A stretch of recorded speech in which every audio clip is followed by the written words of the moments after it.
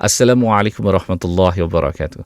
Dosa-dosa yang banyak akan membuat hati kita menjadi keras. Dan kita ketahui, hati yang keras susah untuk kita mengerjakan perintah-perintah Allah Subhanahu Wa Taala.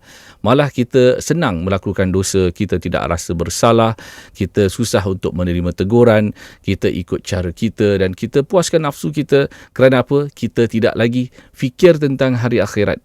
Mungkin kita akan membidas, mungkin kita akan mengetepikan, mungkin kita akan menolak segala teguran untuk kita kembali kepada Allah Subhanahu Wa Taala. Namun peliknya, bila kita jatuh sakit, kita lebih terima apa doktor memberitahu kita.